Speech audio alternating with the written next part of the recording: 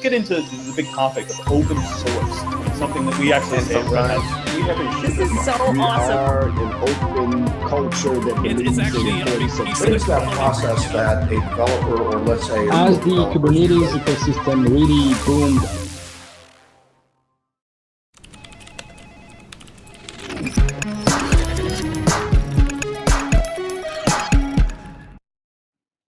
Hello and welcome to this week's Ask an OpenShift Expert Office Hours. I am co-host Andrew Sullivan, joined by my other co-host, Jonny Rickard. How are you, Jonny? I'm good, man. How are you?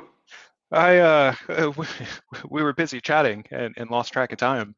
And so when I clicked the button to go live and start the video, it's like, oh crap, I forgot to refill my coffee. So I jumped up and ran into the kitchen and filled up my coffee cup real quick. And then I heard Stu's voice and I'm like, oh no, I've only got like 15 seconds left. And so came rushing back in here. So Time. it's that's how it's going. That's how it's Awesome. going. How you been? Good, man. Good. Busy. Moving, getting moved in, work, everything. Yeah, it used to be. I was pontificating about this with a friend of mine recently. It used to be the summer was a little bit slow for us on the tech marketing side because there's not a lot of conferences and events and stuff like that, and that tends to drive a lot of the stuff that we do in tech marketing. In the last couple of years, that hasn't been true. It seems like there's just a constant stuff going on, and for us, the first half of the year is always a crazy sprint. It's a marathon of sprints between Red Hat One and Red Hat Summit and KubeCon and various other things always going on. And then the fall is similar with, again, KubeCon, which is coming up in 2 weeks, I think. Yep, November. But also the Summit Connects and just all those other things. So, and winter is holiday season, but also Red Hat One is in January. So anyways, it's just, it's nice to take a breath sometimes. And I miss those days. But anyways, enough of me complaining. It's a good problem to have. It's a good problem. It's a great problem to have, right? Because if we're twiddling our thumbs, it's probably not going to be good for us in the long run. So, well, that's the thing, right? Of like, I genuinely love my job because we're always doing highly technical things that are like leading edge, like trying out different things, doing the live stream, right? Getting questions from folks, and like there's always problems to solve, and so it's never a dull moment, which I really, really enjoy. Yeah. My wife works in a hospital, and when she works nights, she hates working nights because she's just like, it's boring. Like, unless somebody is like actively trying to, and this sounds really bad and really morbid, but like, unless somebody's like actively trying to die, like it's just boring. And she's like, on the one hand, like it's really nice to be bored because, it means people are healthy. But on the other hand, like it just makes the shifts go by so slow. I'm like, yeah, I get that. Like it's good to have stuff to do. Yeah. But anyways, this week, so our topic this week is workload availability. So this is sort of a generic term that we've been using with regard to what is effectively high availability for workloads running inside of OpenShift. And Kubernetes, which of course is the foundation of OpenShift, treats workload availability, high availability, very, very different than something like a VMware or a Red Hat virtualization or even OpenStack for that matter.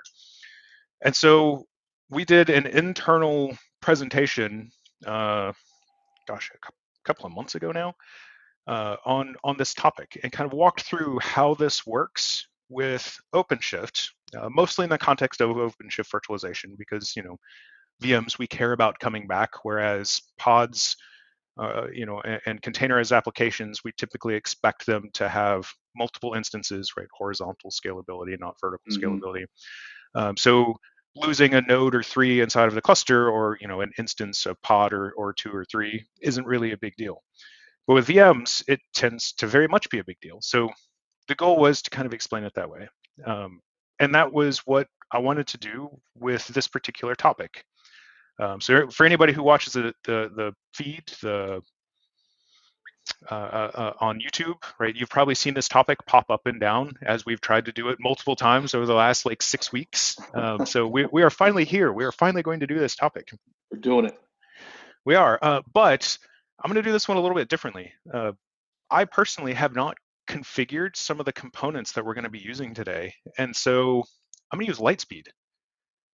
So I really want to, like, I've got a few slides. I want to walk through a few things and explain some concepts and stuff like that. But I've got a cluster, and I want to walk through setting this up. But I'm going to try and do it just by asking Lightspeed and see how it goes. Because we've talked a lot about Lightspeed. We've had the Lightspeed folks on a couple of times. Lightspeed continues to improve.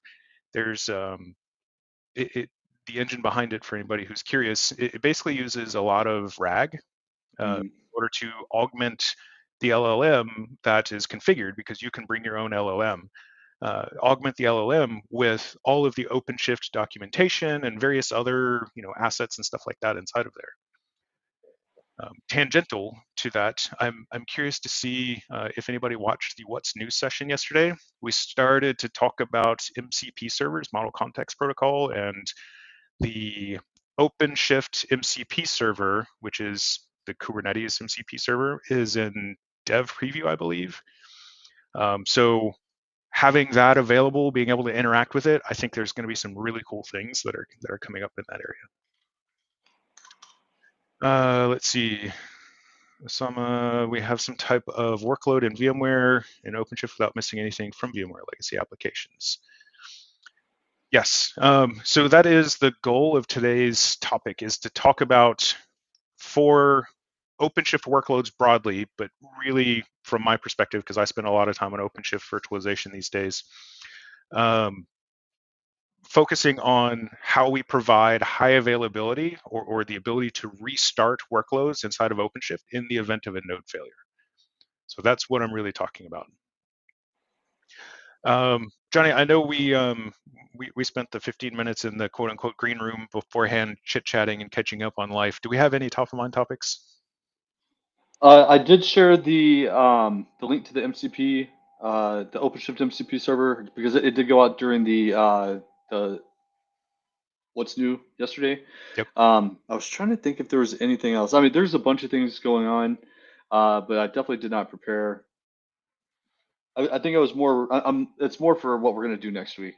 Just we're gonna do a What's New in 420 for admins and recap kind of like what the live stream covered yesterday, but like more specifically for cluster admins. And then coming up in November, we're gonna have the user experience team come back on, and we're also going to have Portworx, right? Yep. Portworx, yeah. They're going to come in. I think it was like November 19th, that week right before Thanksgiving. Yep. So we did a little pre-brief with them last week. It looks like that's going to be a pretty interesting topic. And then I'm going to really work to try and get more PMs, TMs, engineers on the stream next year, or closing out the year into next year, so that way we have more cool stuff to talk about and learn about. Yeah. I've had a couple of meetings, basically joining team meetings for product management folks and stuff like that. And there's a lot of folks who want to come on and talk about all the cool stuff that's going on. I will say, and I'll say this quietly so that corporate marketing or product marketing doesn't hear me say this. So yesterday, literally as we were streaming the What's New with 420, the bits for 420 shipped. So 420 is generally available right now if you want to go and pull it down and give it a try. So why did I say that? I'm going to say that quietly so that marketing doesn't hear me, because they're not doing the announcement of 420 until KubeCon. So it is available now, but the release and the launch are decoupled, is the way that the marketing folks do it. So come November timeframe, you'll see a whole bunch of things go out talking about OpenShift 420, all of the new features, capabilities. You'll see lots of demos and all those types of things. But in the meantime, marketing-wise, like lots of publications-wise, you'll see us being a little bit quiet about it. That being said, as always, when we do a new release, new clusters, you can absolutely go in, you can deploy OpenShift 420 today. It is fully supported, all that other stuff. Existing clusters, if you are running 419, you need to use the fast channel to update today.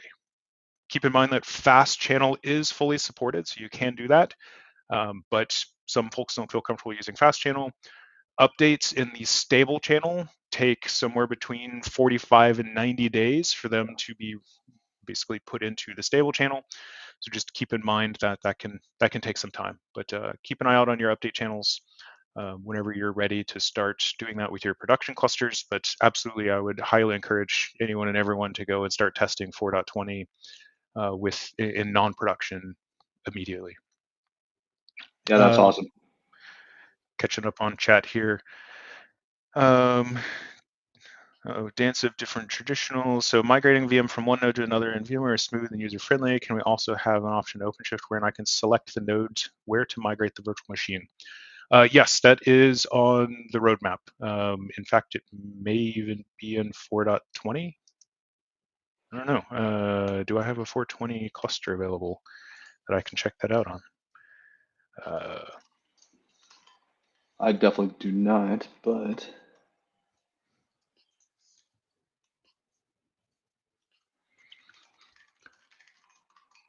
let's see.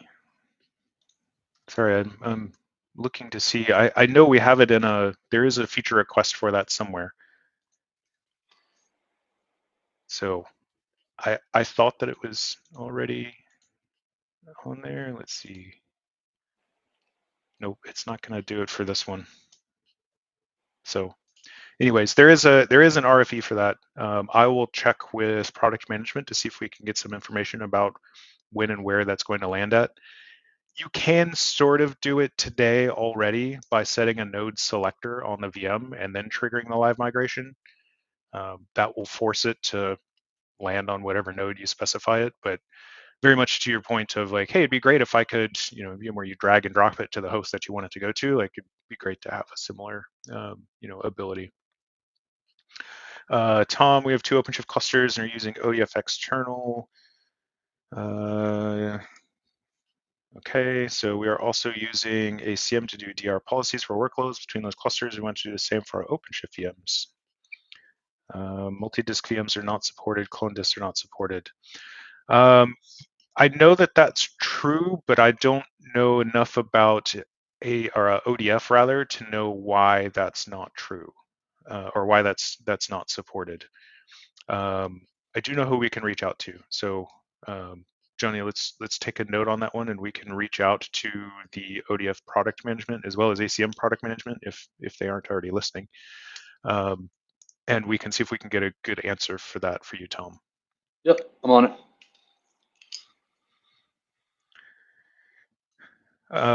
Yeah, so the only top of mind thing I had was just that 4.20 is quietly available now if you go in and you look on the download pages, but expect just a lot more marketing fanfare, public fanfare. Again, we've got, I think there's like a dozen or more different blog posts that are going to be going out in the early part of November to talk about all the different capabilities. Including, I know, a whole bunch of demos. We've been working really hard to get demos and showcasing how stuff works and all that other stuff. So,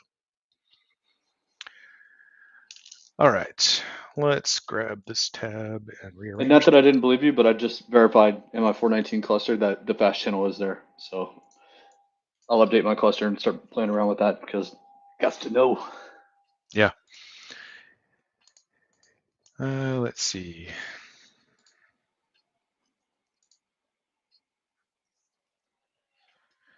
Why is it that I always get spam phone calls right in the middle of these things? That's how it goes. It's because they know. All right, I am going to share. I have slides. I'm just going to run through them. Not all of them. I only want to show a couple of things just to highlight some topics and some information. So I don't want to slide us to death here. Instead, I want to show a cluster and show what's going on and like actually get into the meat and potatoes of configuring things. So, how to start with this? So OpenShift and Kubernetes at a whole operate off of the principle of failure is okay, right? Because it's Kubernetes, it's cloud native applications that are deployed as pods. And I use something like a daemon set or a deployment or something like that that keeps a minimum number of those available. And then I use things like pod disruption budgets to keep other sort of cluster maintenance and administrator activities from bringing it below that number. So if I lose a node, it's really not a big deal, right? I probably have 2 or 5 or 20 different replicas of that particular pod already running. The cluster, right, ingress and everything else just automatically takes action and stops directing traffic over to whatever pods were on the failed node. VMs, however, are different because a lot of times that application, there's only one instance of it and it's running on that one virtual machine. So we want to be able to recover those, but we have some challenges. And in particular, with PVCs and virtual machines, we want to have only one of those running at a time. Right? With OpenShift Virtualization, each one of my VM disks is stored in a PVC, and it's an ArcWX PVC, so that way I can mount it on both the source and destination hosts when, for example, doing live migration. But if I act too early, if I don't take some safeguard measures and I accidentally start that VM twice, I'm going to corrupt that underlying disk. So we always want to make sure that we have only one instance, and at most one instance of that virtual machine running at any point in time in order to avoid data corruption. So that's why we have this at most one semantics. And this principle exists kind of in all virtualization solutions, right? With Red Hat Virtualization, Rev, we did that in the same way. We would use the, SPM, the storage controller manager to do it. VMware does the same thing with data store heartbeating and various other mechanisms inside of there. OpenStack does the same thing, right? We all have this thing in the Linux world, we call it fencing, to ensure that only one instance of that VM is running. So in OpenShift, when a node goes into an unknown status, we default to being very careful with the workload that's running on there when we care about recovering it quickly. So what happens, and what you're looking at here on this particular slide, is a node goes down, right, or stops responding for some reason. And the control plane doesn't change the status of that until we have 4+1 heartbeats or check-ins from the kubelet on that node fail. So effectively, OpenShift doesn't even really care that something has happened to the node until 50 seconds have transpired. And at that point, we begin the process of figuring out how to recover the workload inside of there. So the floor, the bare minimum floor that we have for any workload recovery, whether it's a virtual machine or whether it's a pod running inside of OpenShift, is going to be that 50-second marker. Is it technically possible to change that heartbeat timeout? Yes, however, it is not supported because it has a lot of ramifications across other things in the cluster. So I've talked with engineering, I've talked with support, and we don't support changing that number. So once we hit that 50-second threshold, things like node health check with whatever the remediation strategy we have kicks in, and then at that point we can recover that workload, that virtual machine, to one of the surviving nodes inside of the cluster. How long that takes depends on a surprisingly large number of things. So if we look here on the far left-hand side in this blue section, that's that mandatory 50 seconds that we wait for the control plane to declare the node as unknown, right? Something has happened to it. Within OpenShift, we then rely on a feature called the node health check to then do some additional verification or waiting in order to see if our node is going to come back. So node health check by default has a 300-second timeout, 5 minutes, for it to kind of wait for something to happen. Maybe our node simply rebooted and we forgot to tell the rest of the cluster, right? And so within that 350-second, right, 50 seconds for the first one, an additional 300 seconds, maybe the node pops back in and then it registers like, oh, no, all of my workload is gone, and the control plane immediately reschedules it. Or maybe it doesn't. And at that 300-second timeout is when we begin to take remediation action. So remediation is what we use to actually fence that node. So, and I'll talk more about this in a little bit, but there's a couple of different remediation options available, or fencing options available. They can take varying amounts of time as well. So SNR stands for self-node remediation. This is an agent that runs on the node as well as on the control plane, and it relies on the node to take some sort of action to remediate itself. There's also fence agents remediation, which uses basically it uses the BMC on the node, the physical node, and physically reboots that node using the BMC hardware. And then alternatively, there is machine deletion remediation, which we see with things like, if I'm using AWS bare metal, machine deletion remediation basically says, oh, the node is no longer responding. I'm going to literally delete the node from the cluster because it was provisioned by a machine set. So I'm going to delete the node from a cluster, and I'm just going to request the cloud provider give me a whole nother node to replace it. So those are the three primary, or really the three remediation options we have. Once fencing is successful, we go through and we restart the workload. Right? But getting there can take, as you can see on this timeline, by default, a very long time. However, we can tune these things down, and I'll talk more about that at the very end of this. For example, that node health check, that big red block, you can turn that all the way down to 1 second if you choose.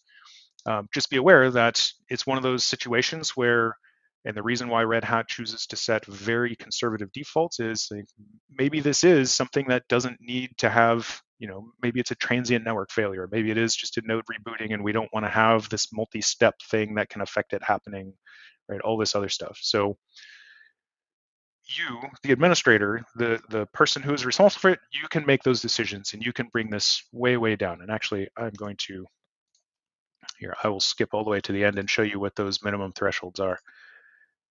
So if we look here, you can see you can tune this all the way down. So take down that node health check weight. So the upstream for node health check is medicates. Take that all the way down to 1 second, right?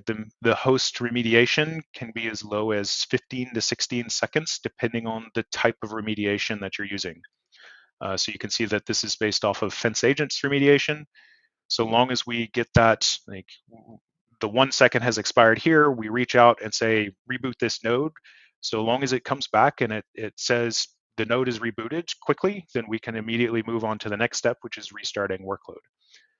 One of the things that can cause issues here is, for example, when this step, it takes more time than expected. For example, let's say that the node that failed is the node that has the pods or pods responsible for triggering that BMC reset action.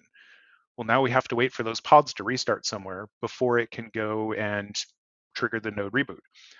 What happens if the node literally fell through the floor, right? There's now a gaping hole in the data center that used to be the rack that held those servers, and everything is unresponsive. Well, that if the agent that's triggering the BMC reboot, if the BMC doesn't respond, we have to wait for it to time out, and that can extend that out as well. So there's a couple of different things that can contribute to making this longer than expected in those regards. All right, so let's talk about, and I'm going to come back up here. Jonny, I'm not keeping a close eye on chat, so please let me know if there's something I should be talking about. We got one from the Dance of Different Traditionals. In case of node failure, will the VM automatically move over to another node by default, or is there a specific configuration that needs to be set? So yes and yes. So if you have configured remediation, so what I'm getting ready to show you is node health check, and then we'll talk about the remediation agents. So long as that is configured, then yes, after it goes through the fencing operation, it will automatically restart on a surviving node, assuming there's capacity. Awesome. 545 seconds is, yeah, it's a long time. It's not 9 minutes, I don't think, is it? I don't know.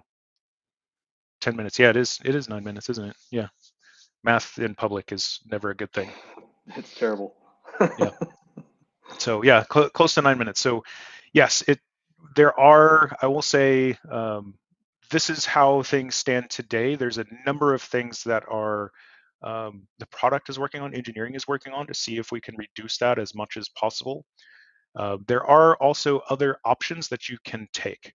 So for example, and I'm getting ahead of myself now, there is where is it? So if I look in here, one of the remediation actions that you can take is to set an out of service taint. So if I click on this, right? So this out of service taint is a Kubernetes level taint. It's a well-known taint that immediately triggers all of the workload on that node to be terminated and then restarted when it, basically with a VM, it's like a deployment with a size of 1, right? When that workload goes away, the control plane basically says, oh, I need to have that workload running, so it restarts the VM, and reschedules it through the cluster. So you as a human or whatever automation you delegate, if you have some sort of external monitoring system that immediately, like 5 seconds in, detects that, oh, this node is like gone, like I fully authoritatively know that those VMs are no longer running. I want to take action right now to restart that workload. You can set that out of service taint on the node, and it will trigger that process immediately.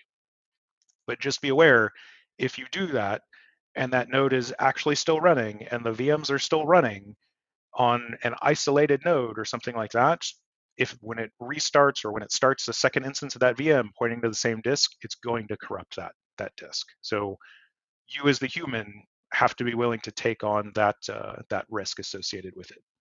And that's why you see, us, I say us, the royal us, Red Hat, OpenShift, like we are conservative with those things. So a follow-on question to that was, why don't we enable the node health check by default?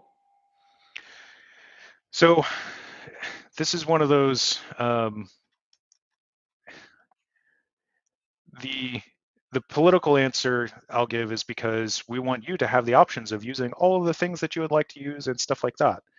The less political answer is because we ship one OpenShift for all use cases. And so we don't have, even though you can, there's multiple subscriptions. There's an OpenShift virtualization engine, OpenShift Kubernetes engine, OpenShift container platform. When you install it, they're all exactly the same out of the box. And the cluster itself has no idea of knowing what edition of OpenShift it's running. So we have nothing that says like, oh, I'm running on bare metal with OpenShift virtualization engine. I should do these things inside of the cluster. Today, we do have several RFEs and several things that are working in order to do that, provide a better out-of-box experience for known use cases. The first one of those that you'll see, and we talked about it yesterday during the What's New, is I think they called it something obnoxiously long, like disconnected ISO-based registry list install method. I call it the self-contained install method. But effectively, the first use case that's targeting is OpenShift virtualization engine. And so you go on the page, you say, I want to deploy this, and it basically gives you the option of tick the box for OpenShift virtualization, and it will pre-deploy all of the operators that you need inside of there. It still doesn't necessarily configure all of them, but it does pre-deploy them inside of there to eliminate that extra step for what's happening. And I just realized that I'm only sharing the tab, not sharing the window. So I was talking about this out of service taint as though y'all could see what I was saying, and you could not. This is the out of service taint from inside of Kubernetes. And if you see here, right, if a node is marked out of service with this taint, the pods on the node will be forcefully deleted if there are no matching tolerations, basically a toleration on the pod for out of service. And then volume detach operations will happen immediately. So this is the way that you can force the workload to be rescheduled immediately.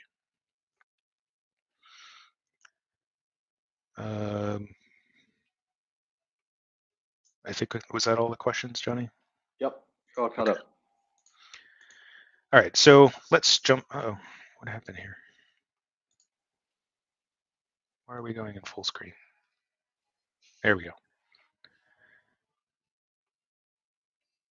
All right, I'm going to stop sharing because I'm going to share the window instead of sharing the tab.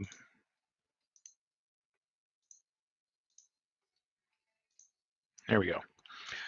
All right, so what are the components that we need in order to do this? Why are you doing this to me? It keeps wanting to go into full screen mode whenever I do the presentation. Anyways, so what are the components that we need in order to do this? So there's kind of 2 or 3 different things that we have available to us. Technically, there's another machine deletion remediation, but we're not talking about it on this particular slide. So the node health check operator is the one that takes responsibility for fault detection. So as we can see over here, I'm not going to read it verbatim, but basically when the control plane puts the node into an unknown status, the node health check operator is the one that takes further steps to verify and validate that the node is actually down and gone, and then it triggers one of the remediation options based on what's configured. And you can do escalating, so you can do multiple inside of here. So again, self-node remediation relies on agents. So effectively the node, the worker node, will have an agent installed on it that is checking in with both the control plane as well as with its peers. So what happens is the node gets isolated, and the node health check operator, so the control plane and the node health check operator both say, oh, it's unhealthy. Meanwhile, the isolated node, it's still running, it's just isolated, is also trying to connect with those components. And if it can't, after a configurable period of time, it will basically say, something must have happened. I am going to reboot myself in order to make sure that that workload is down. So we have to wait on remediation to begin, basically restarting the workload, until that timeout has happened, that the self-node remediation operator will reboot the node so that the workload is safely down. That can take several minutes, as you can imagine. Fence agents remediation operator is the one that reaches out to the BMC on the node and basically says, hey, hardware controller, reboot the node, reset the node. So this one is generally faster, but has its own set of complications as well. Typically, the biggest one that we encounter is, and Johnny, you and I used to do this when, many moons ago, the BMCs are on a super protected network. Mm-hmm. And the problem is the pod that's running on the control plane, that's running in the cluster, to reach out and touch the BMC and say, hey, reboot the node, it has to be able to communicate with that.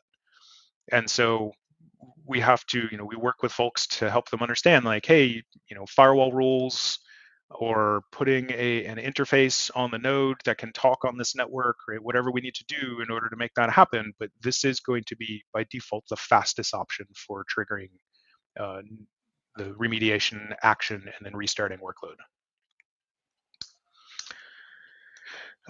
This is all stuff that I already talked about. So node health check. So you can see here, node health check at a high level, it's looking for these unhealthy conditions and then takes action from there. So if the status of the node, when the control plane declares the node to be either unknown or ready equals false, so ready equals unknown or ready equals false, it then waits 30 seconds for it to clear, and then it takes further action. Basically, it triggers whatever the configured remediation is. You can turn this down, again, to 1 second if you choose, or you can extend it up. The other important things to be aware of here are these min healthy and max unhealthy. So min healthy basically says, if there is not at least 51% of the cluster nodes available, I'm not going to take any action. Max unhealthy is the inverse. If there is more than one node that has failed, I'm not going to take any action. This is and can be important when I have, like, my entire network is in a spanning tree loop right now. So nothing can talk to anything, and you don't want to have all of your nodes rebooting needlessly. So it basically says, oh, too many nodes are not healthy, so therefore I'm going to wait for something to happen. We see this with storage systems as well, right? I've got a shelf of disks attached to my storage system. The whole shelf drops. It just lost, 28 or 56 or however many drives. The storage system will typically assume that something catastrophic has happened and just stop in order to prevent any sort of corruption. Where they have a book like HA Deep Dive. Yep, I actually have that book. I think it's that one right there, the yellow one. Anyways, we don't have something similar yet. So the best thing that I can offer is we have this high availability KCS. I'm going to put it into the chat here. So this high availability KCS walks through at a high level a lot of the things that I'm talking about here and provides links out to documentation and stuff like that.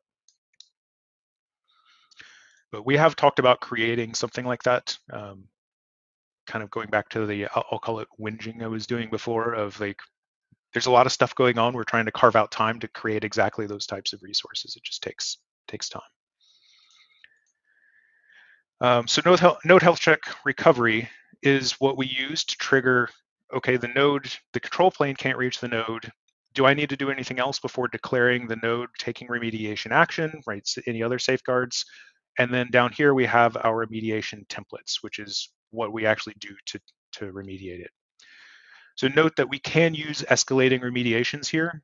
So what that does is it tries different things with multiple different remediation agents in order to, hey, maybe I want to start with just rebooting the node, triggering a guest or the underlying hypervisor OS to reboot. Oh, that didn't work. Okay, let me try a BMC remediate. Oh, that didn't work. Okay, now let me like delete the machine from the node or from the cluster rather, in order to force workload to be restarted. So different options inside of their escalating remediations kind of allows you to start with the lowest impact and then move up from there.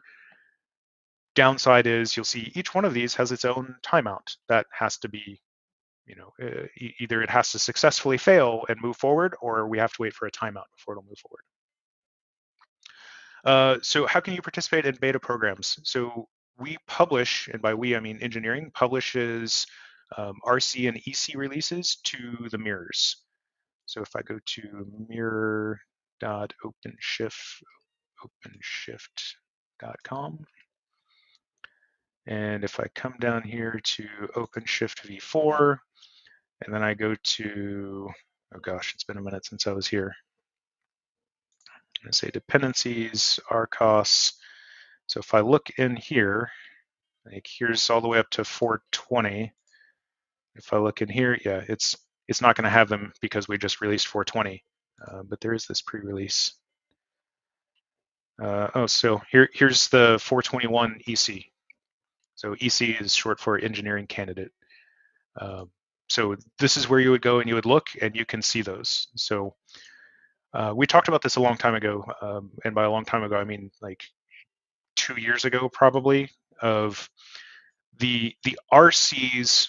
Basically, when we go into code freeze is when they start creating the RC releases. So code freeze is when we stop making changes, right? Adding features, removing features, updating features, and everything goes into bug fix mode. So each RC release candidate is, as they progress, it's as we have found and fixed more bugs in the existing set of code. ECs, you can still see some features being modified inside of there. So for example, let's say that, I'll pick on the one that you highlighted earlier, right? Node targeting with live migration. Let's say that that feature is taking more effort than engineering expected. If they can't get it into the code base by the time the RC is cut, then it can be pulled out of that particular release. So ECs, you can still see features like, oh, we were able to go faster than expected. We added this feature into this release, or this one took longer than expected. We pulled this feature from this release. That can still happen with ECs. RCs, it's much, much, much less likely to happen. It would take like significantly breaking bugs for that to happen.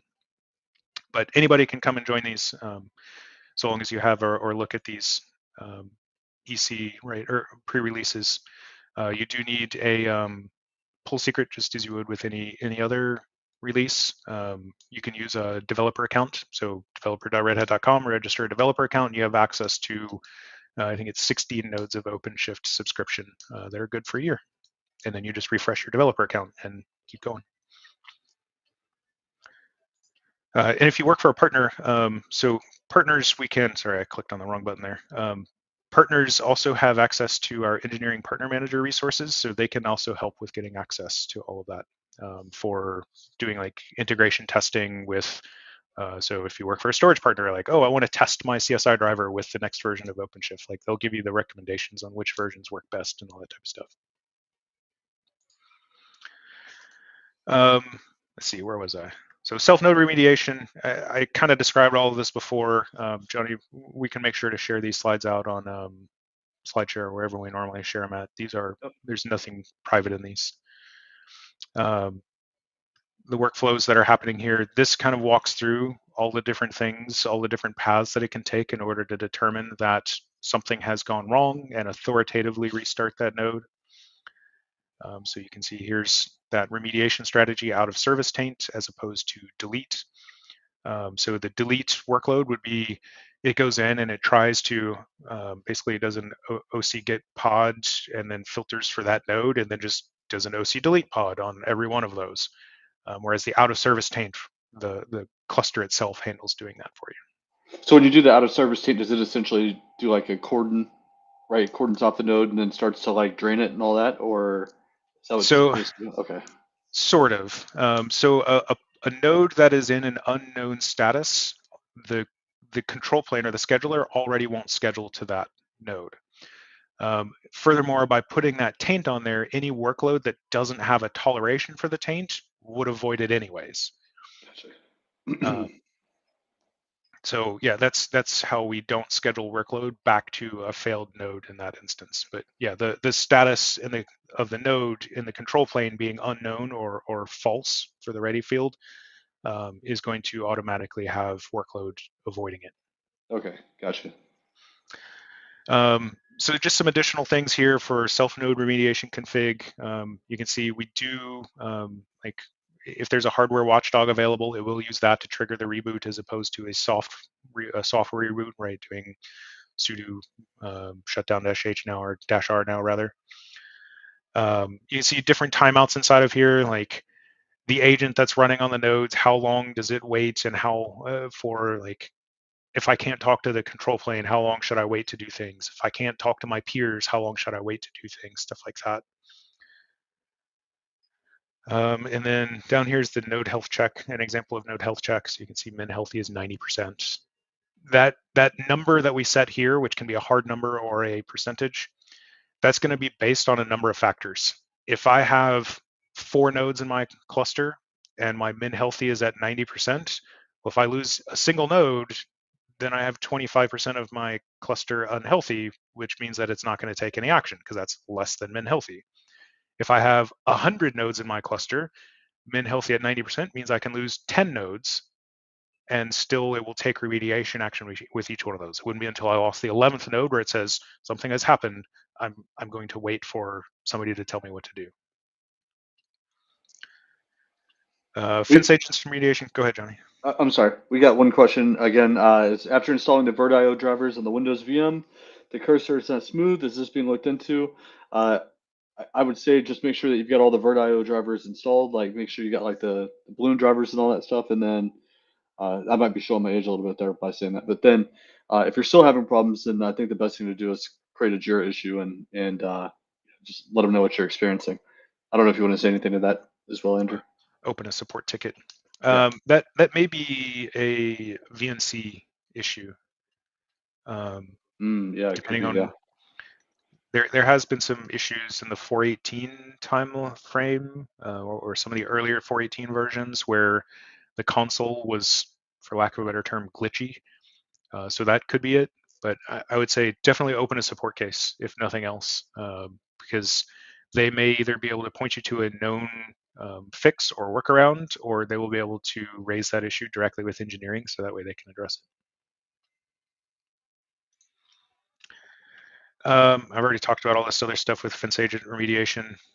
So one of the issues, one of the other issues with fence agents remediation is you see like we have to put credentials for BMCs inside of here. So you do have to be aware of that. Like sometimes these, you have to be aware of that and take appropriate action. I believe that you can use a secret, if I remember correctly, in order to do this.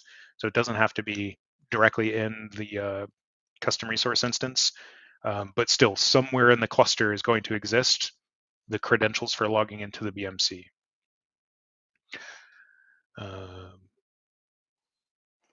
Shameless plug. If it does use the secret, once we find that out, then you can use something like external secrets to dump that secret into the vault. That way, you're not actually storing it directly in a Kubernetes thing. which is supported now on 420, which is awesome. So slightly older numbers. They haven't done a big test of this in the last few versions. So you can see this is with 416. Depending on the configuration, which one of the agents is being used. Did you click the wrong button, Jonny? It's my English networking. I have no idea what's going on here. Depending on which one of the remediation agents you use and how aggressively you tune it, you see that this is sort of the default SNR with 300 seconds timeouts. Same with FAR, and it's a solid 10, 11 minutes for recovery. But we can tune that all the way down. So you see 81 seconds was the floor that we were able to achieve with fence agent remediation and the 1 second setting on node health check. So remember, 50 of those seconds are just waiting for the control plane to declare the node in an unknown state. And then I think when they did this, this was like how long it took the VMs to restart. So probably some of those seconds in that remaining 31 is going to be the VMs actually booting themselves. So yeah, that's where those numbers come from. And then I already showed this particular slide. A couple of quick things to know. So I like to highlight both positives and negatives. I think you all know that about me. So self-node remediation, as you can see, does not require any management interface, right? It can be the fallback if fence agent remediation is not remediating for whatever reason.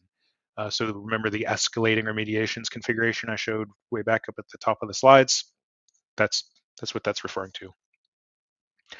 So the problem with self-node remediation is we don't get feedback about the node reboot. Basically, we set whatever the timeout value is, and we wait that long. And if the node rebooted, we set that timeout to be 300 seconds. If the node rebooted 45 seconds in, we have no way of knowing that, right? We wait out the rest of it until either the node magically pops back in, right? SNR rebooted it and it fixed itself, and therefore it pops back into the cluster, or we just wait that timeout regardless.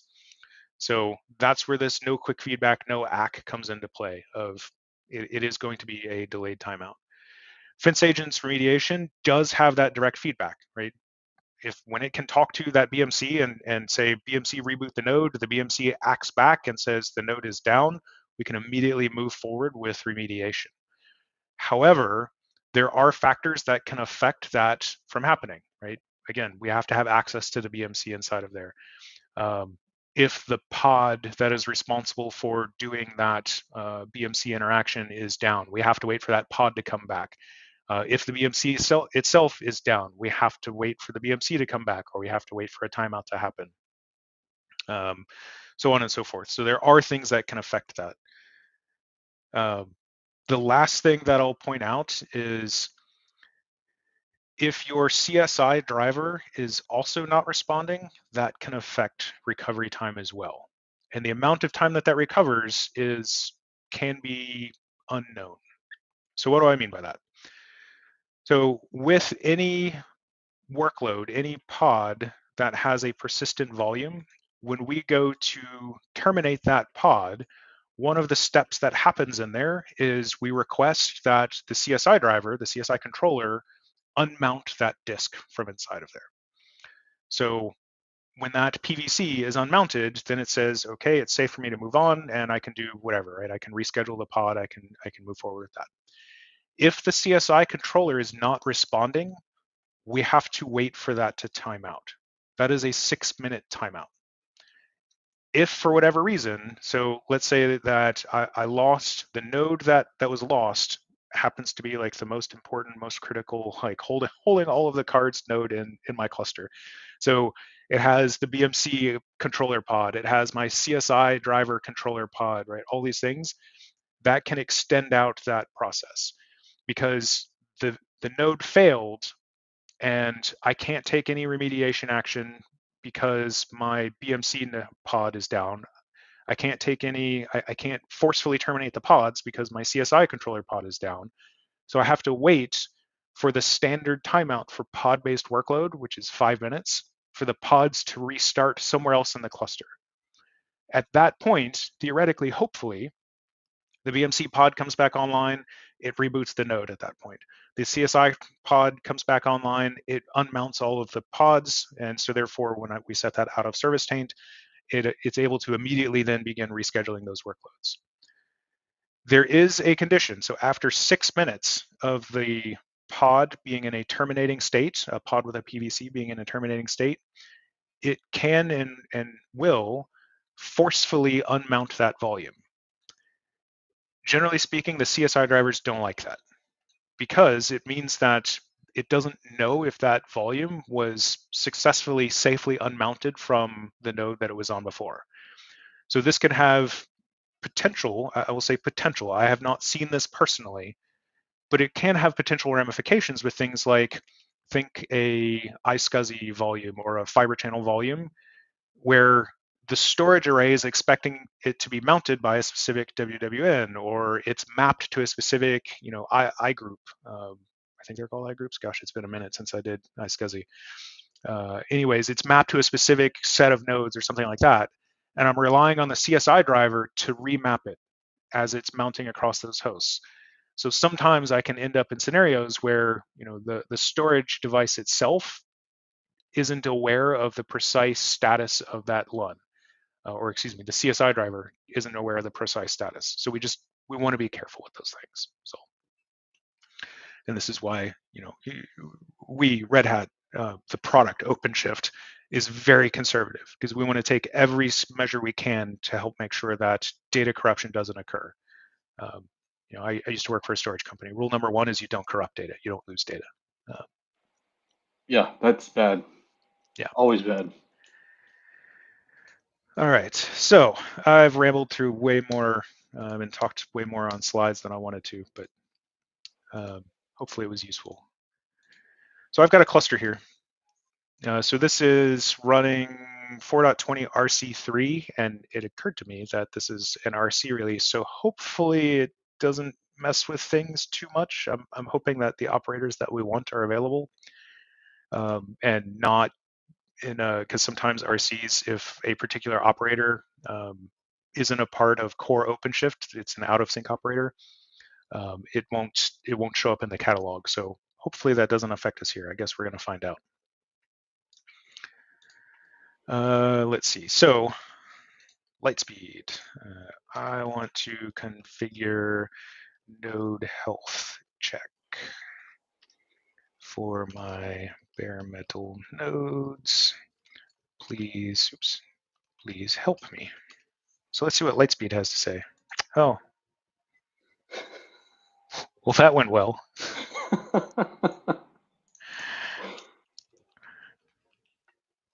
Well, I guess I can't use Lightspeed in order to test this. That's disappointing. Oh, I'll have to figure out what happened to my Lightspeed. Clearly, it lost connection. I used this literally yesterday. I don't know. Apparently, it's having trouble connecting to whatever the LLM behind the scenes is. I don't even know which one is configured anymore. Oh, let me see if there's anything crazy going on. Yeah, is AWS broken again? Yeah, I was like, hey, you never know. No, everything looks good though, so it's not that. All right. So I know at a high level what we want to do. So the first thing that we need to do, actually, I'm going to follow the documentation here. So docs.redhat.com. So Khalil asked, do you think combining SNR and FAR gives you the best reliability, or does it just complicate the recovery? I don't know. So I say that because in theory, you can take, as I pointed out before, you can have multiple different methods in case one of them fails. So going back to what I was saying before of escalating remediations, maybe use FAR first, but through bad luck and fate, FAR fails. So we give it its 30 seconds or 60 seconds, whatever, and then we move to SNR. And then we rely on SNR to go in and forcefully reboot the node. And after a timeout, it then goes in and sets the out of service taint, and now my workload will get restarted. Relying on one or the other, I don't know. I'd say I would want to do some testing in various scenarios and see what happens, and whether or not, like, let me think of how to say this. At what point is it more efficient for me to rely on a human and the alerting system to come in and trigger something to happen versus waiting on 10 or 15 or 20 minutes worth of timeouts to happen inside of there? Right. I don't know. And I throw out those numbers of 10, 15, 20 minutes. I have no idea what the actual floor for those numbers are. At least not today. Yeah. That's a solid answer though, man. I mean, I feel like I know I can appreciate that, right? Just it is what you got to figure it out. Who knows? Yeah. So I'll point out, and for anybody who's been doing Red Hat for a while, right? Jonny, you were on the service side. You were a consultant, right? Red Hat we're really bad about being opinionated on things, right? It's almost always like, oh, here's the 30 different ways that you can do this thing. Which one do you want to use, for your scenario? Yeah. And depending on who you're talking to, they may have more or less knowledge on some of those methods than other methods. And so, maybe they skew our perspective or something like that. But generally speaking, Red Hat is like, we're really terrible at just having opinionated content. For the virtualization space, like, we are trying to fix that. We're trying to give better information and like help explain things. So if I go to red.ht/vert arch guide.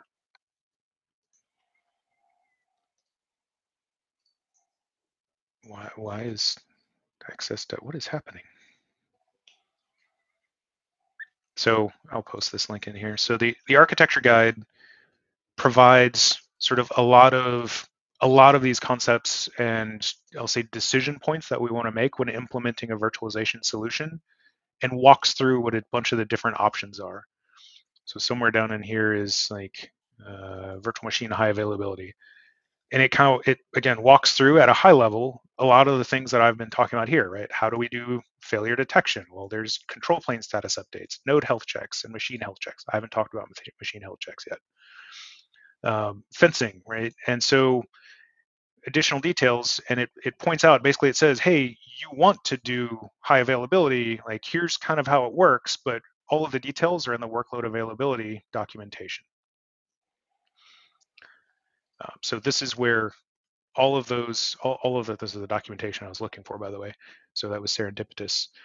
But this is where it walks through all of these things in much greater detail. So again, going back to the like, hey, here's all of the options, you figure out which one you want to do. So we are working on, and we have been asked, my team has been asked to create opinionated example deployments. So one of the things that we're working on is exactly that. Like, hey, here are the requirements and the constraints and the example architecture of doing that. So I want to deploy 1,000 VMs that average 4 CPUs and 12 gigabytes of memory, and I need to have memory overcommitment of 4:1 and CPU overcommitment of 8:1 and high availability with a 90-second recovery time. Da, da, da, da, da, da, da. And then what does that implementation look like? And we decided to go with 32 nodes in the cluster, and nodes of this size with this many network adapters, and the network adapters are configured in bonds with live migration traffic separated onto its own bond, blah blah blah blah blah blah. So that's one of the things that we're working on for the work towards the end of the year, is when we're hoping to get a lot of that published. Nice. Yeah, that's gonna be awesome. Because what did they used to call that back in the day? It was like they used to do one for satellite where it was like, hey, here's your guide. Here's how everything was configured. It was like just this nice operating reference architecture, right? Like, here's an operating guide. I can't remember what the verbiage was that they used, but I feel like some of that stuff is kind of, we need to go back to that a little bit in some of these situations. Yeah, and to be clear, I'm using the term example implementation or example architecture. Reference architectures are something that our partners create. So if I go to red.ht/works with Vert, so if I come to this page, you'll find like a lot of our hardware partners and stuff. So here, we'll pick on hardware infrastructure. So Cisco, and then from here, Like here's a CVD, a Cisco validated design for FlexPod data center with OpenShift virtualization. It's like this is a legit full-on reference architecture that comes from our hardware partner Cisco in conjunction with or in partnership with NetApp. So if you want like a precise, exact implementation guide, that's the reference architectures that come from our hardware partners. And this goes down all the way into like the models of hardware that they use, the exact, I'm sure if I scroll down here far enough, it tells me like, here's the wiring diagrams.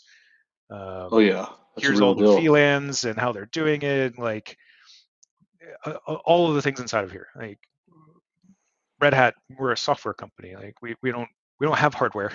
Mm-hmm. And even if we did, like I don't know that I am qualified to be able to make decisions, you know, on the right way to do things with Cisco UCS blades or NetApp storage. I mean, it's been I, I, I've now been away from NetApp longer than I worked at NetApp by several years.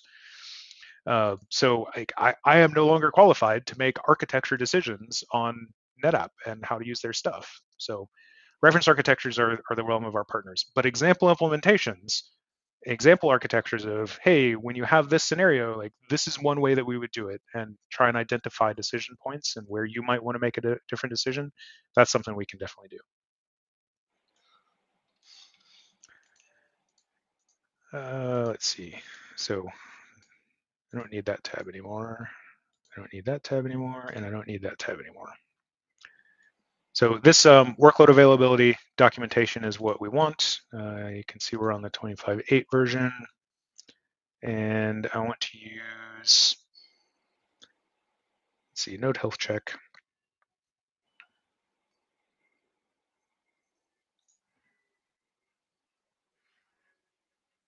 Installing a node health check operator by using the web console. So operators, operator hub, select node health check operator, then click install. So I'm just going to kind of walk through this. Note in 420, and this may have even been in 419, but 420, the operator hub is now ecosystem. So if you see that in your left-hand menu, that's what it is now. Oops. Yeah, when Peter and oh my god, I can't believe I'm forgetting his name right now. When Peter came on the last time, he was talking about like this dropping. Yep. So node health check operator. So yes, this is the one I want. Stable, all namespaces, OpenShift workload availability, automatic.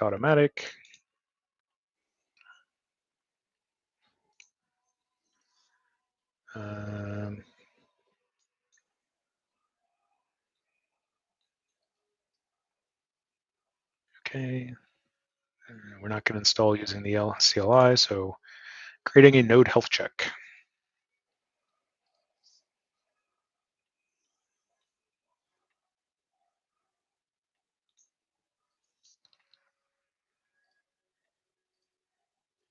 Wow, it just, okay. Bye. Yeah.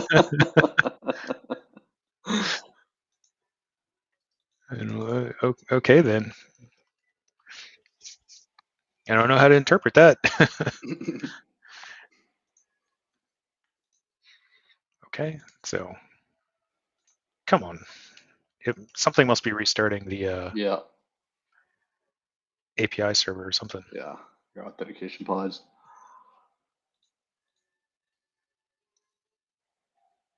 Yeah, it's not. Oops, cluster operators. There it is. Cluster or operator. Why is OLM? Oh, it's just blocking a update to 421. Oh, okay. All because ODF isn't compatible. Like, yes, I would hope it's not with a EC release. Oops, not favorites. I want ecosystem, installed operators, and now we have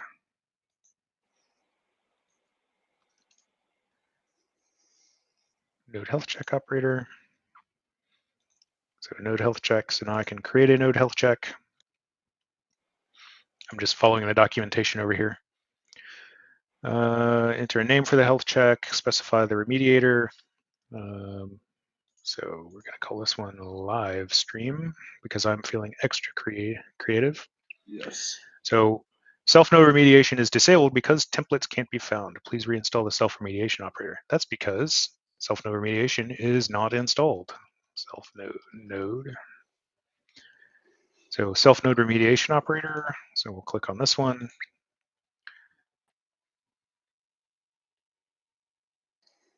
Do I need to worry about you, Johnny? I don't even know what's happening right now. It just dropped. Like I was checking my Unify stuff to see if I could see it, but I'm not seeing anything. It's because my kid's home. That's why. Eating up all the bandwidth. Yes. So it's now occurring to me in the documentation why they have the remediation operators before the node health check operators, because node health check relies on the remediation operator. So that's, I skipped that step. So we're going to go in and we're going to install SNR. Yep, that's fine for the namespace to already exist. Let's see if I get booted out again. Okay.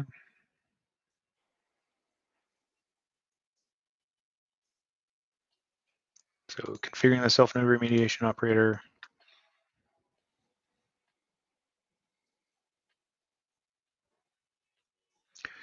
So the way that this works is we define the self-node remediation config, but then we rely on node health check to actually trigger that to happen. Basically, it maps them together.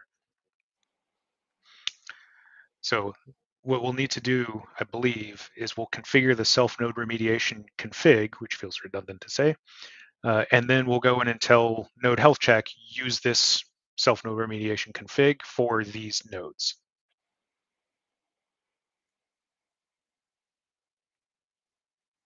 So you create this SNR and then reference it to the node health check. Is that what you're saying? Okay. Yep. Self-node remediation. So now I have this self-node remediation config. Oh, it already has one in here. Well, that's interesting. So API server timeout. Let's see. What values do we want to use here?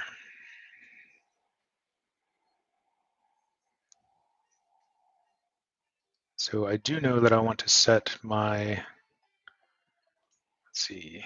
So soft reboot is enabled. If there's a watchdog, I'll use that one. And then I want to make sure that it uses the out of service taint. And I think that's configured in here. Yep, okay. Specify, yeah, okay, we don't need to set any of those, I don't think. Oh, I bet it's probably set in the node health check. Oh, here we go. CRD defines a remediation strategy. Following remediation strategies are available, so we want out of service taint. So you can see resource deletion, right, removes the pods on the node, so it goes through and deletes. So what it means by that is, so if I come down here to compute and nodes, and let's say it's node 7 that fails, if it's set to resource deletion, it'll basically look at all of the pods that are here and just go through and delete them. Right? Again, the equivalent of an OC delete. Whereas out of service taint, if I look at my node details here, down here, I think is where taints are defined. It's a lot of labels. Mm-hmm. So basically, this is where I would set that, or where you would see that out of service taint get set. When that happens, the control plane is the one that takes action and does all of the things for removing the workload and making sure all the appropriate things are going on inside of there. So out of service is what we would generally want. If you're using machine deletion remediation, which is only available when you are using like platform bare metal or platform, AWS that has bare metal nodes. So you'll have a machine set for your nodes. So you can see this one is not using a machine set, but effectively what it would do is it would just delete the node from the cluster. Like if I come over here and select delete node, it deletes the node from the cluster, which immediately removes all of the workloads in the control plane. It removes the references to all of that and triggers a rescheduling of everything to happen inside of there. So that's what machine deletion remediation is.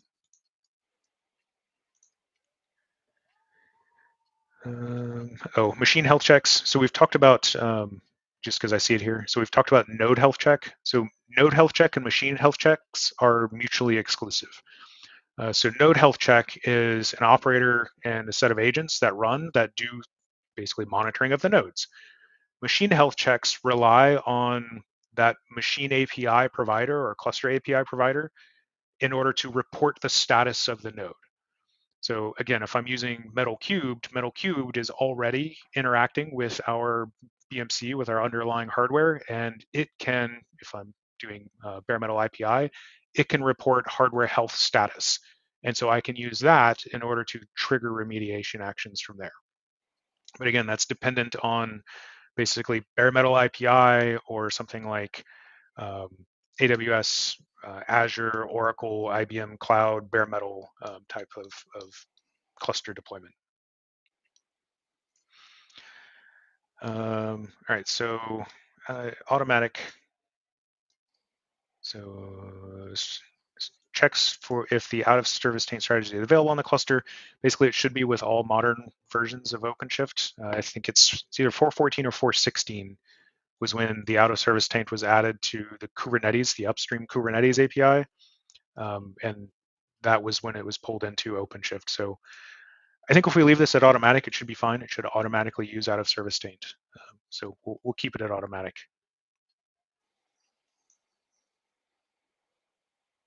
Yep, self-node remediation template. Okay, so let's come over here. Where was I? Installed operators, node health, node health check operator, node health check. Am I crazy? Was there not one here before? Did you remove it to install as SNR? I don't know. I don't remember. I swear I was looking at one of these. Self node. Oh, this is node health checks, not self node remediation. Oh, yeah, duh. So here's our self node remediation config. Here is the configuration that we have for this. As an aside, one of my side tasks is to work on getting as many of these things in. So like if I click on edit here, it's going to take me to this YAML. Getting as many of these things as possible into like just a form from inside of here, so we don't have to go in and look at YAML and kind of guess at things. So if I create one, I can use a form and go through, and it helps me with a lot of this, like what are these things for? What do these things mean? And all this other stuff. But if I edit it, I can't. So as much as possible, getting things into forms when I'm editing them and stuff like that. The UX team is probably tired of hearing from me about all these. But it is nice to be able to see like safe time to assume node reboot seconds, right? It tells you exactly what this means and like some considerations. So you can see here, this is extremely important as starting replacement pods while they're still running on the failed node is likely to lead to data corruption. In an effort to prevent this, like you see all of these things that it goes through. So one of the important reasons, at least in my opinion, as to why we should be doing that. So I'm going to leave this as is. I think that this is probably fine. Self-node remediation config, what's the name on this? Name is just self-node remediation config, okay. So with that configured, so configuring the remediation operator, so we've got this done. Okay, this just goes into more. Okay, that should be good. We're not going to use defense agents. We're not going to use machine health checks. So now we need to do creating a node health check. So we're going to go to compute node health checks, create node health checks. So if I come down here to compute and node health checks, I'm going to create a health check. Specify the remediation type, self-node remediation. So we're going to call this, oops, if I can't type. So API version, you see it's self-filling all of these things. We want worker nodes, which fills in my 3 nodes for me automatically, which is very convenient. So min healthy, so with only 3 nodes in my cluster, this means that I can only lose 1 node, which makes sense because if I lose 2 nodes, my control plane is going to go read-only anyways. Mm-hmm. And healthy conditions, so type ready. So let's talk about some of these options. So if I look at, let's open this up in a new tab. So what that's referring to is this status right here. So if I go into status equals ready, and or I look at the YAML over here, and I come all the way down to wherever the status is at. So status, there'll be one of these things down through here that is like the overall status being set to ready.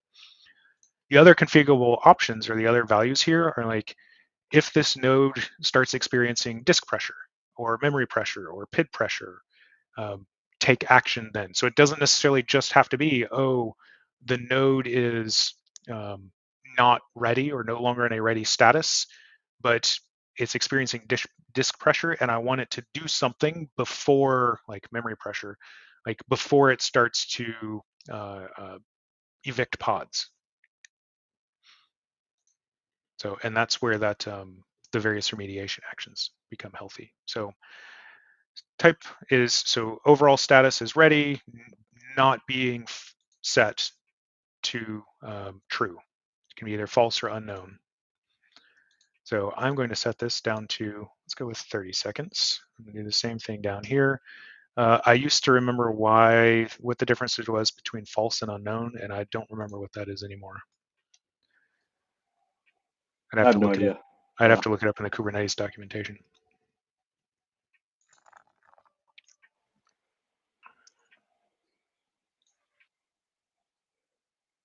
Excuse me while I cough. Okay, so we created a node health check here. And I believe that is all we need to do.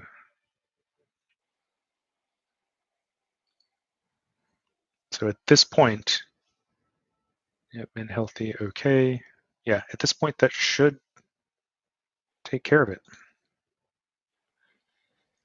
Ready, false, okay, status is enabled.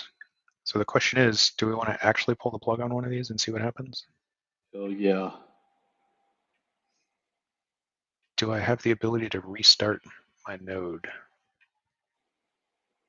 trying to think.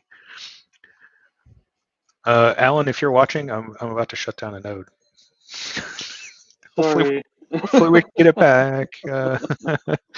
Let's see. Love Sully. It's fine. It's fine. It'll be Great. great. Everything's fine. It'll be great. It'll go wonderful.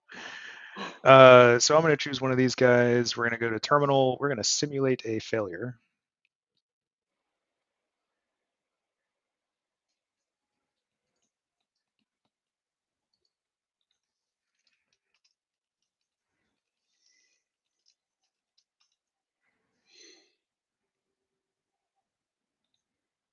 So I didn't cordon, I didn't drain, I didn't do anything here. Like let's see what happens. It occurred to me that I don't know if I gave it enough time to actually deploy all the components, but I guess we'll find out. Hope you're ready, because I am. We just YOLO'd that thing, and let's hope for the best.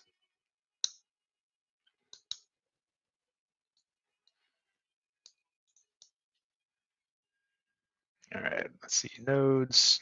So you see it's still ready. Like the node is definitely not ready at this point. But again, it'll take at least 50 seconds, depending on where it was in its cycle and how long it takes the various agents to terminate on the node. So there, now it's in not ready status. So in theory, I want to look here. So it says not ready. If I go to details, like somewhere down in here, let's see what taints are set. Unreachable, okay. No schedule, no execute.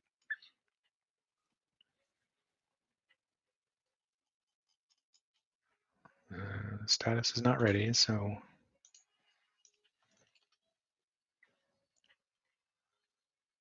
I'm trying to find. Yeah, okay. All right, this is all the. Yeah. So status, okay.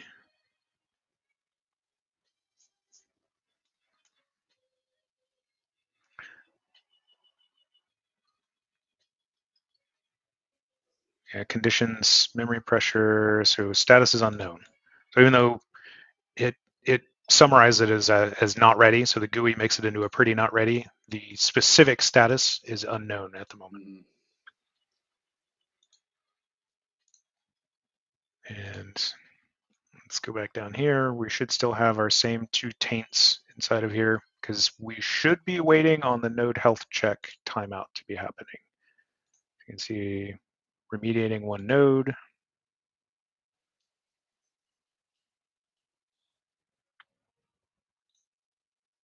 I wish it gave me more details than that. I know. Like What little graphic to it or something, you know? unhealthy. Okay, so unhealthy nodes, node 07. Okay. Self-remediation automatic strategy template. I'm going to assume, did we create that? I'm going to assume that that exists. Yeah, you'd probably see it bombing out, right? Self-node-remediation. Nope, custom resources. So self-node remediation template. Yes. Oh yeah, it does exist. How about that? Okay. Come back up here to nodes. Yeah, I know. Poor ODF is going to be angry. Oh yeah. So we're still at only the 2 taints. I should have started a timer or something when it went into the not ready status. Mm.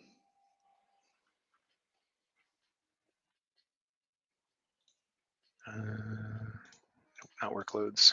Ecosystem installed.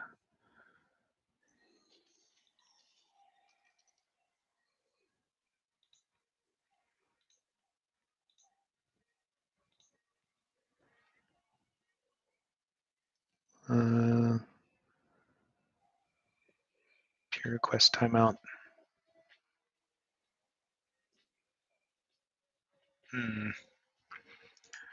So what I don't know is what's the timeout that it's going to set.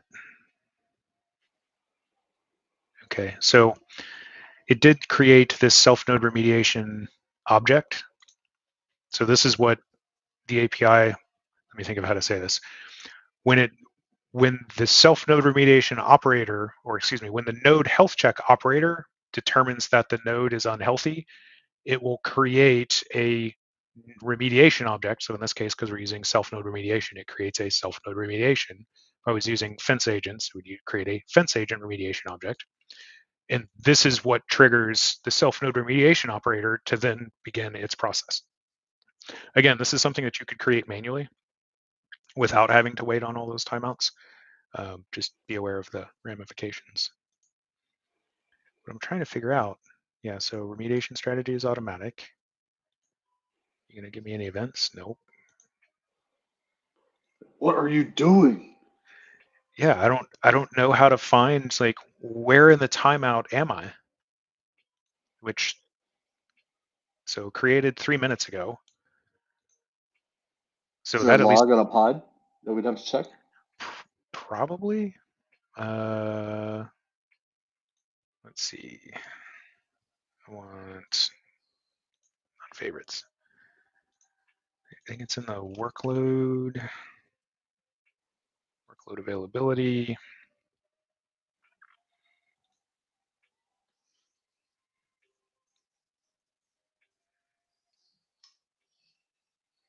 So node health check controller manager, self-node remediation controller manager. Let's take a look at this guy. Oh, so that's fun. So so now it just restarted the self-node remediation controller manager because the controller manager was running on the node that failed. See, it was on node 7. So it couldn't have taken any action until that pod just restarted. So that's interesting. So let's see what it's going to do.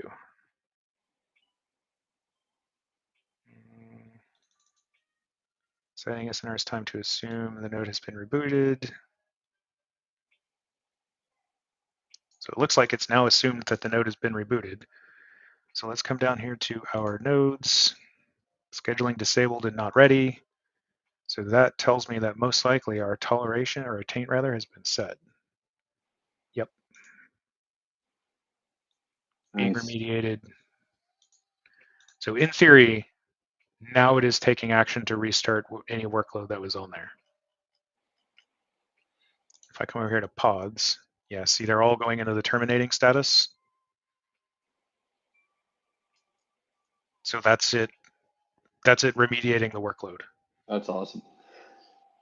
And the reason why it took so long is because the SNR was actually running on the node that was removed, and it had to wait for itself to figure out where it was at and then kill it off. Okay. Yeah, that would be, that's my assumption at this point. So, see if we have any, did we have any VMs on here? Vert handler. Doesn't look like it. Yeah, these are all in the completed status. But anyways, it should now be going through and restarting all that workload, or the workload that can be restarted. Some things are going to be penned to the node. So like you'll see core DNS, like that's a daemon set, so it's going to keep being there. etcd, same, because it's also a control plane node, right? FRR, that's part of UDN for routing. Yeah, see how this list is slowly shortening? All the terminated pods have now finished terminating and are restarting elsewhere. So it worked. Nice. It's always nice when a plan comes together. That's right.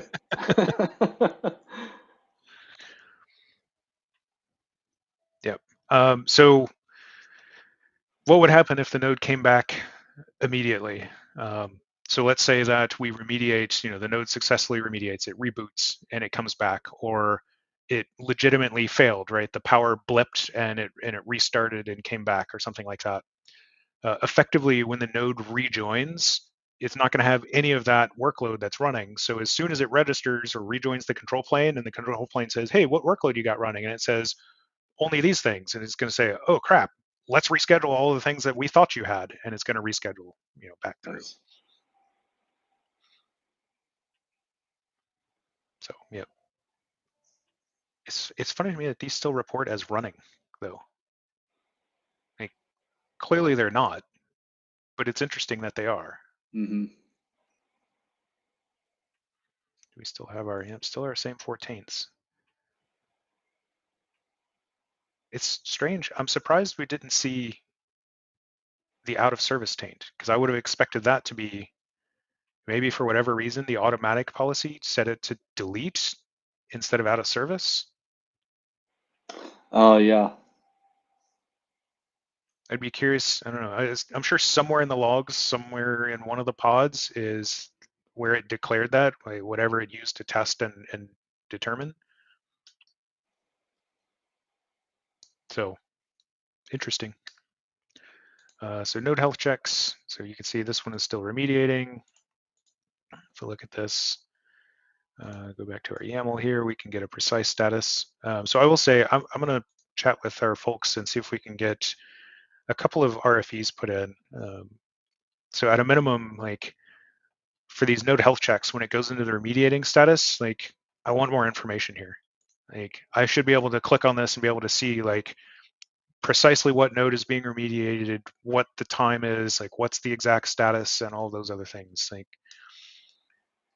clicking this gives me nothing. Clicking on the YAML gives me some information, but like, clearly I now need to jump over to the whatever the remediator is. So in this case, the self node remediation, and look at its pods and probably its logs to get a more precise status.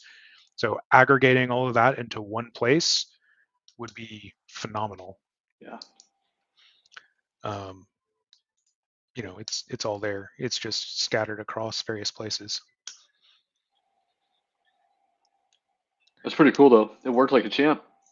Yeah, and I would have, so technically we do have BMCs on these nodes, so I could have done fence agents, but I chose not to do that because then I'd have to expose the password. Mhm. So in this instance, self-node remediation did what it was supposed to do, which is fine. But fence agents is, generally speaking, the faster method for restarting workloads because we don't have to wait. Assuming the BMC acts back immediately or within a few seconds, we don't have to wait on that SNR timeout. Yeah. That's the old Stoneth, right? Shoot the node in the head, shoot the other node in the head. Like, Yeah. Right, it needs to kill it, just blast it. Yeah. Yep. Yeah. I will point out, I know for Red Hat folks, if you're happen to be watching this in Slack, there's been lengthy conversations about how we can improve this. I know engineering folks have some awareness and some ideas of like how we can improve, but them, they call it a spike internally. Them doing research projects doesn't mean that anything will get implemented or any timeline for implementation and stuff like that. But I know that they're aware of things like right now we rely heavily on the network for doing heart beating, for doing availability verification and stuff like that. Like, how can we also use storage? Because a lot of times we'll have fiber channel or something like that we can use as a heartbeat method. So I know that they're doing some investigation into what that looks like. Again, no guarantees that that'll ever happen or anything like that, but it's definitely something that they're aware of. I will point out somewhere in the config, I didn't look through the documentation. Clearly I was just skimming through it.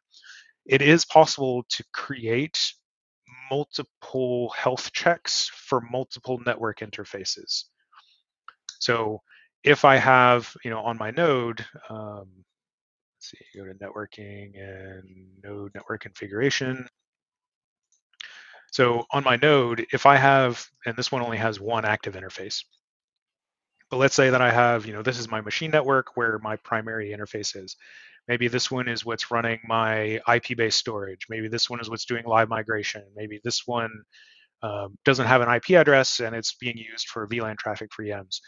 Well, I can set up health checks that check on each one of these interfaces so that, maybe something happened on this network and it's down, but these other two are still up. And I can use that as a verification that the host is still running, everything is still running. We don't need to remediate.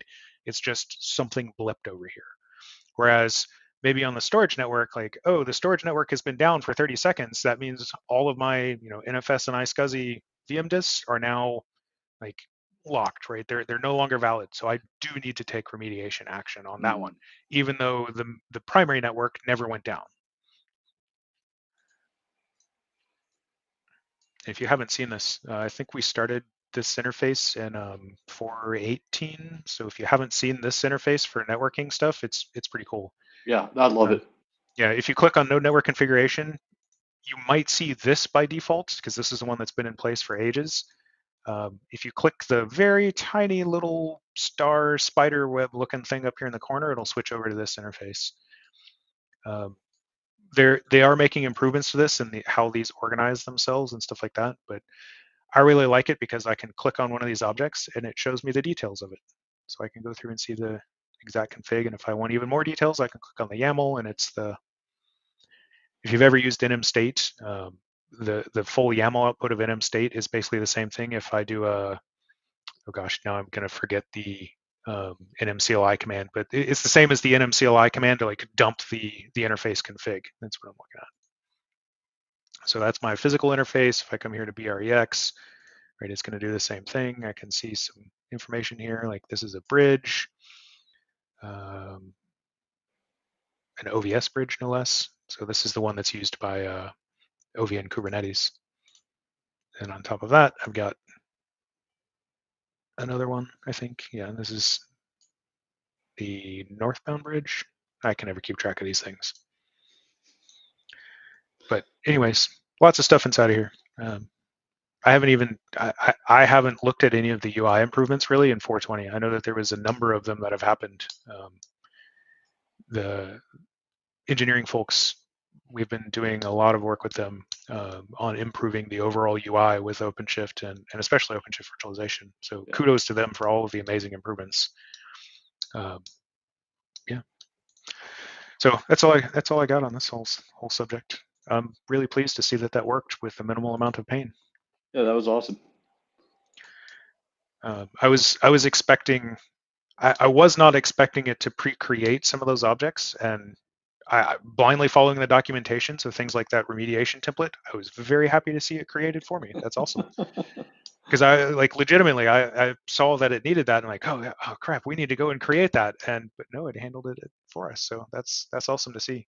Yeah, and that's nice too. That's a good user experience where it's like that way you're not sitting there creating a bunch of different things to get the thing working. Yeah, just works out of the box. So you can see the top level alert here telling me that nodes are down. Things are not happy.